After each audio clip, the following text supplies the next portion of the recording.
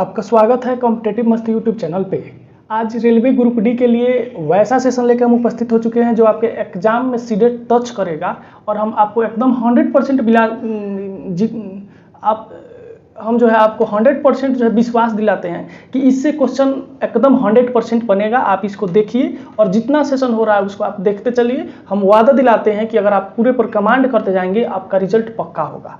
Question बोल रहा है कि एक नाभिक का मास नंबर यानी द्रव्यमान, जैसे हाइड्रोजन 1 है तो इसका द्रव्यमान ऊपर होता है 1.008 होता है, ठीक है। कैल्शियम है 20, इसका द्रव्यमान कितना होता है 40 होता है। तो यही बोल रहा है मास नंबर। इस नंबर को ऐसे ही स्किप कर दीजिए, जैसे आप रील्स देखते हैं उस बीच में ऐड आ जाता है, उसी को स्किप करते हैं, ठीक है। तो बोल रहा है कि उसकी परमाणु संख्या से हमेशा कम होता है, उसकी परमाणु संख्या से हमेशा ज़्यादा होता है, कभी भी ज़्यादा होता है। जैसे हाइड्रोजन 1 है, कितना होता है इसका 1.008, ज़्यादा हो गया कि नहीं हो गया। कैल्शियम 20 है, कितना होता है 40 होता है। फ्लोरीन 9 पर है, उसका कितना होता है 19 होता है। तो हमेशा ज़्यादा होता है, यानी पहला का बी ऑप्शन सही है।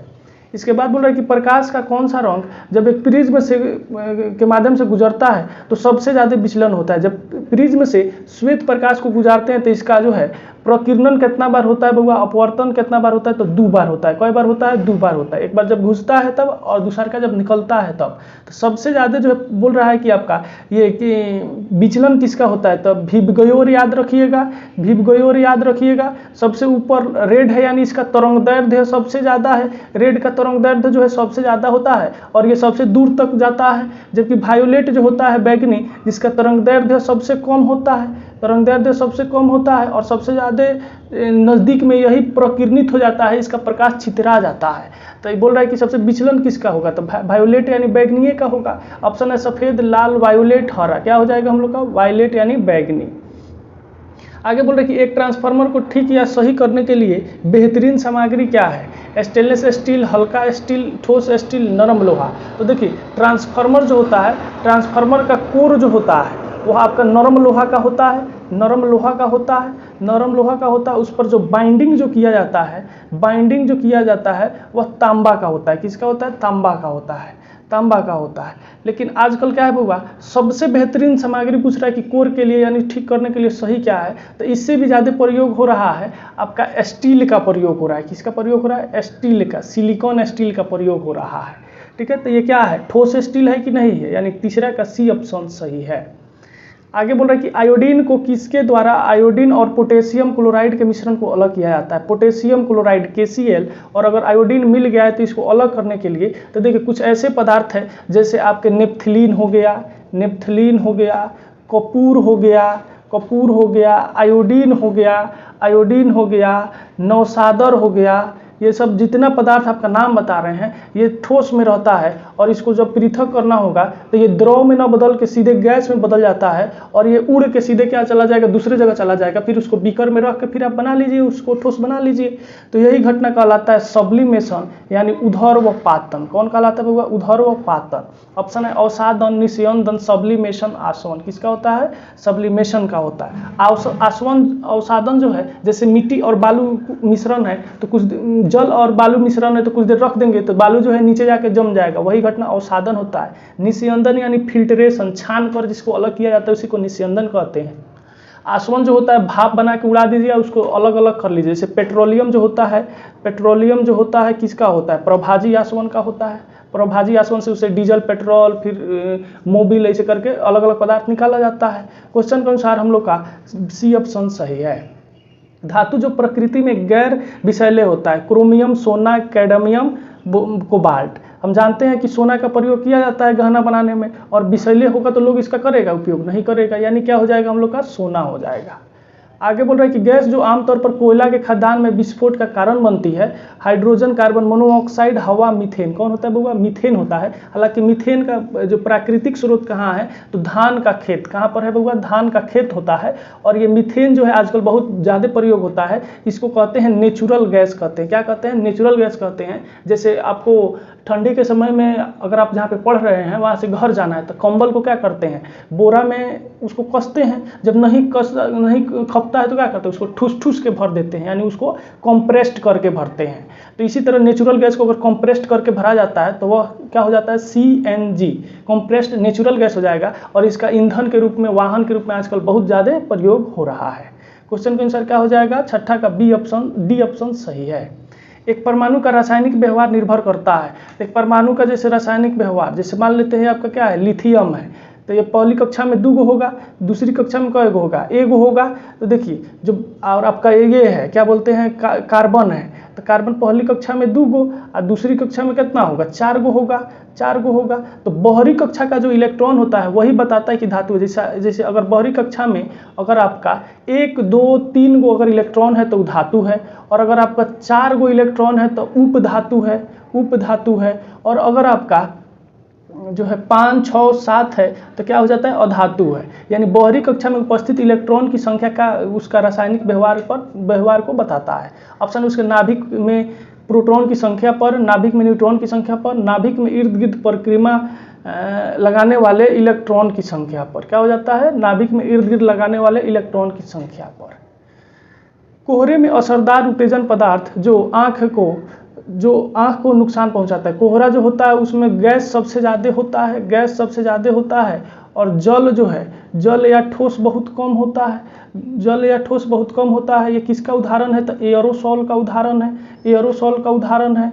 ठीक है, इसके अलावा जो सेंट यानी स्प्रे आप देखते हैं वो किसका उदाहरण है, आपका कोहरा का ही उदाहरण है। धुआं जो देखते हैं वो भी एयरोसॉल का ही उदाहरण है, एयरोसॉल का उदाहरण है। जबकि अगर आप मक्खन देखते हैं तो मक्खन जो है किसका उदाहरण है, जेल का उदाहरण है। इसमें ठोस ज़्यादा होता है, जल कम होता है, ठोस ज़्यादा और जल कम होता है, ठोस ज़्यादा और जल कम होता है। तो बोल रहा है कि कोयला में असरदार पदार्थ जो आँख को नुकसान पहुंचाता है, nitric oxide, sulphur oxide, peroxyacetyl nitrate. क्या होता है बाबा, पैरासिटेलाइट यानी पेन होता है, ये क्या करता है, नमी से अभिक्रिया करेगा। आँख में कम नमी रहेगा तो कम से अभिक्रिया कर लेगा और आँख को क्या करेगा, नुकसान पहुंचाएगा, जलन उत्पन्न करेगा। निम्न में से किसे भारत के राष्ट्रपति बनने से पूर्व ही क्या दे दिया गया था, भारत रत्न दे दिया गया था। तो ये 3 गो व्यक्ति थे, डॉक्टर सर्वपल्ली राधाकृष्णन थे, फिर आपका डॉक्टर जाकिर हुसैन थे, फिर आपका एपीजे अब्दुल कलाम थे। इन दोनों को जो है, इन तीनों आदमी को जो है ये राष्ट्रपति बनने से पूर्व ही भारत रत्न मिल चुका था। तो कौन थे आपका, doctor Zakir Hussain, doctor Rajendra Prasad, doctor Radhakrishnan, बीबी गिरी। तो डॉक्टर जाकिर हुसैन थे और डॉक्टर सर्वपल्ली राधाकृष्णन भी थे। निम्नलिखित में कौन सी बीमारी नाइट्रेट दूषित भोजन की वजह बनता है, तो मीनमाता जो है, अगर आप जो है मरकरी युक्त प्रदूषित जल या भोज्य पदार्थ ग्रहण करते हैं तो मीनमाता रोग हो जाएगा। ऑस्टियोपोरोसिस यानी विटामिन डी की कमी हो जाता है तब ऑस्टियोपोरोसिस हो जाएगा, हड्डी और मांसपेशियां कमजोर हो जाएगा और उसमें दर्द उत्पन्न हो जाएगा।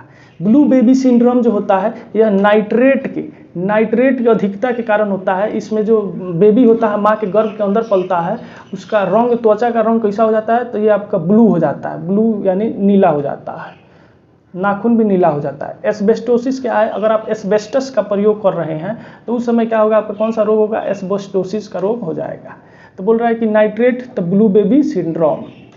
इसके बाद बोल रहा है कि भारत की सबसे बड़ी जनजाति भील, गोंड, संथाल, थारस। कौन हो जाएगा हम लोग का बउआ, सबसे बड़ी जनजाति भील जनजाति। सेकेंड सबसे बड़ी जनजाति कौन है, तो गोंड जनजाति। संथाल बिहार में या झारखंड में ज़्यादा मात्रा में पाया जाता है।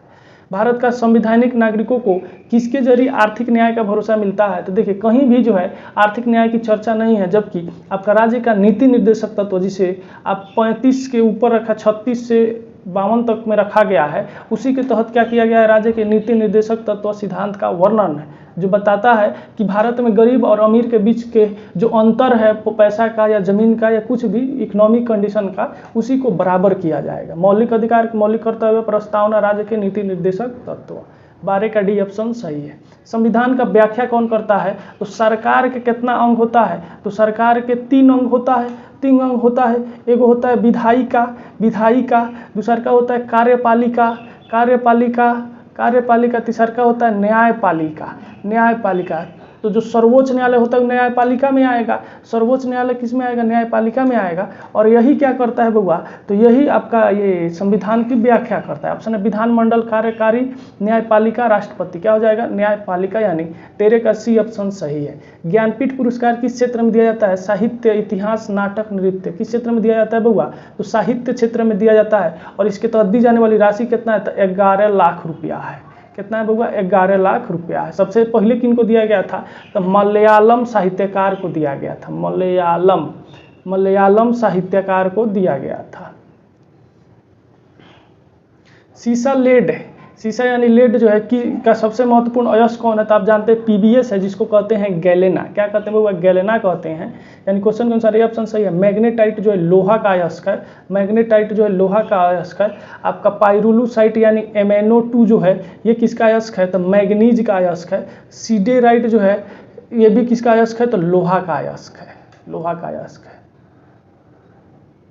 दूध का कोलाइडी प्रकार है, जिसमें दूध में क्या होता है? जल ज़्यादा मात्रा में रहता है और उसमें जो वसा जो होता है वह तैरते रहता है, कभी घुलता मिलता नहीं है। क्यों? क्योंकि ये कोलाइडी विलयन है। कोलाइडी विलयन में कौन हमेशा पूरी तरह से नहीं मिल पाता। जैसे खून आपका किसका? इसमें जल ज़्यादा रहेगा, ठोस की मात्रा कम रहेगा, तैरता रहेगा, ठोस मिलेगा नहीं। स्याही कोलाइडी विलयन है। कोलाइडी विलयन है। ठीक है। मक्खन कोलाइडी विलयन है। कीचड़ कोलाइडी विलयन है। पेंट कोलाइडी विलयन है। तो बोल रहा है कि कोलाइडी प्रणाली है जिसमें वसा जल वसा में छितरी हुई है, वसा पानी में छितरी हुई है। तो वसा किस में छितरी हुई है? पानी में। वसा कम मात्रा में और पानी ज़्यादा मात्रा में रहता है। क्यूरी किसकी इकाई है? रेडियोधर्मिता, तापमान, गर्मी, ऊर्जा। किसका है बउआ? तो क्यूरी हम लोग का रेडियोधर्मिता का है। ठीक है। और तापमान का केल्विन होता है। ऊर्जा का क्या होता है बउआ? तो ऊर्जा का आपका जूल होता है या दूसर का मात्रक होता है। किलोवाट घंटा भी होता है। क्वेश्चन के अनुसार 17 का ए ऑप्शन सही है। वह एंजाइम जो ग्लूकोज को इथाइल अल्कोहल में C6H12O6 को अगर हम सड़ा के यानी किण्वन करा के क्या बनाते हैं? इथाइल अल्कोहल C2H5OH बनाते हैं। तो इसमें जो उत्प्रेरक होता है जाइमेज उत्प्रेरक का प्रयोग करते हैं। ऑप्शन है इन्वर्टेज, माल्टेज, जाइमेज, डाइजेस्टेज। कौन होता है बउआ? जाइमेज उत्प्रेरक होता है। यूरो किस देश की मुद्रा नहीं है? पुर्तगाल, जर्मनी, फ्रांस, स्विट्जरलैंड। तो यूरो जो है हम लोग का किस देश की मुद्रा नहीं है? तो स्विट्जरलैंड की मुद्रा नहीं है। इसका मुद्रा कौन कौन होता है बउआ? तो इसका मुद्रा होता है आपका स्विस फ्रैंक। स्विस फ्रैंक जो है आपका स्विट्जरलैंड का मुद्रा नहीं है। स्विस फ्रैंक जो है स्विट्जरलैंड की मुद्रा है। प्रसारण की शुरुआत किसने की थी? तो प्रसारण की शुरुआत 1927 में किया गया था ऑल इंडिया रेडियो के द्वारा। बाद में ऑल इंडिया रेडियो का नाम बदल के क्या कर दिया गया था बउआ? आकाशवाणी कर दिया गया। आकाशवाणी कर दिया गया। ठीक है। तो किसके द्वारा अंदर था ये? भारत सरकार के द्वारा। ऑप्शन है भारत सरकार, बम्बई सरकार, बंगाल प्रेसिडेंटी सरकार। उपरोक्त में से कोई नहीं। किसके द्वारा था? भारत सरकार के द्वारा। हैजा रोग का जीवाणु का पता किसने लगाया था? तो हैजा रोग जो है दूषित जल पीने से होता है। दूषित जल पीने से होता है। और ये किससे होता है? तो जीवाणु से होता है। जीवाणु से होता है। उसका नाम है वाइब्रियो कोलेरी नामक जीवाणु से होगा, बैक्टीरिया से होगा।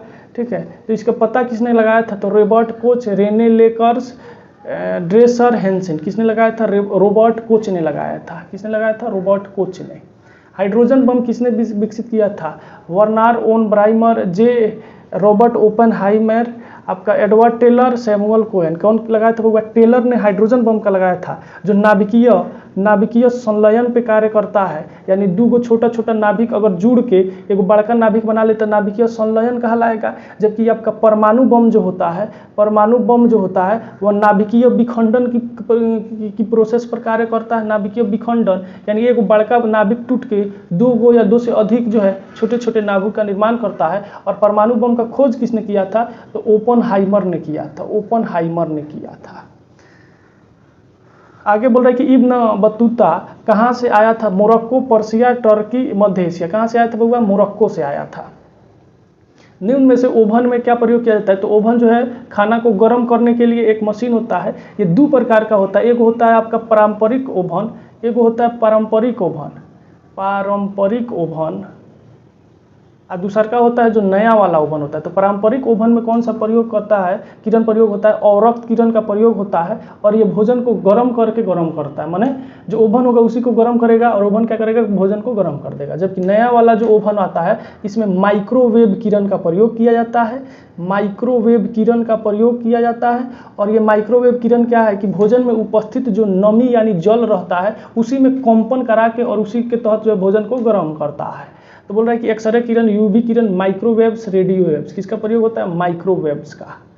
मधुमेह रोगियों के द्वारा इस्तेमाल किए जाने वाला स्वीटेक्स ऊर्जा सामग्री है। तो मधुमेह का पाचन होता है इंसुलिन से, इंसुलिन का निर्माण होता है अग्नाशय के बीटा सेल से, अग्नाशय के बीटा सेल से होता है, बीटा सेल से होता है। और जिसको ज़्यादा चीनी हो जाता है और फिर भी उसको चीनी खाने का मन है तो वह स्वीटेक्स का प्रयोग करता है, जिसमें 5 कैलोरी, 10 कैलोरी, 100 कैलोरी, 0 कैलोरी, कितना ऊर्जा होता है बउआ, 0 कैलोरी होता है।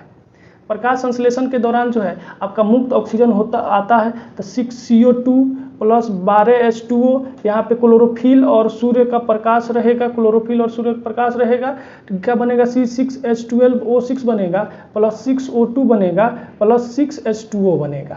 तो बोल रहा है कि जो O2 आता है ये कहाँ से आता है, तो O2 सबसे बड़ा चीज़ 12H2O है, यहाँ पे 6H2O हो गया, यानी इसके टूटने से आता है।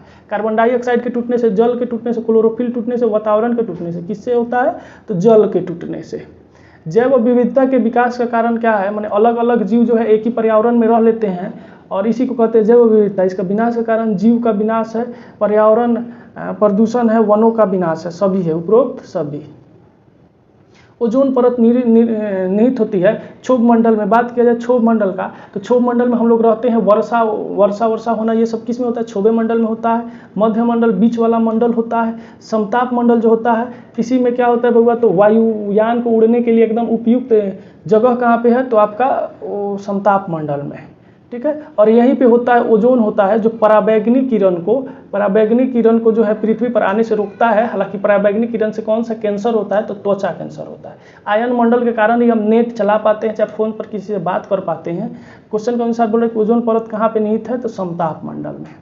श्रीहरिकोटा द्वीप स्थित है, चिलिका झील, पुलिकेट झील, महानदी मुहाना, गोदावरी। तो श्रीहरिकोटा को देखिएगा तो आप यहाँ पे है, यानी ये आंध्र प्रदेश में है, आंध्र प्रदेश में है। और ये पुलिकट झील को बंगाल की खाड़ी, ये वाला सब बंगाल की खाड़ी है, तो पुलिकट झील को किससे अलग करता है, तो बंगाल की खाड़ी से अलग करता है। ऑप्शन है चिलिका झील, पुलिकट झील, महानदी झील, गोदावरी झील। तो किसके पास है, पुलिकट झील के पास। तारों का रंग का संकेत है पृथ्वी से दूरी, तापमान, चमक, सूर्य से दूरी। क्या है बउआ, तापमान है। तारे का रंग का संकेत क्या है, तापमान है। जितना तापमान ज़्यादा तारा उतना ही चमकेगा।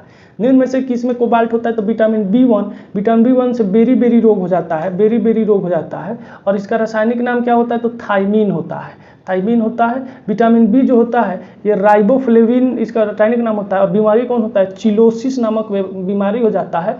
चिलोसिस या त्वचा फटना बीमारी होता है, इसका रासायनिक नाम राइबोफ्लेविन होता है। क्या होता है बउआ, राइबोफ्लेविन होता है।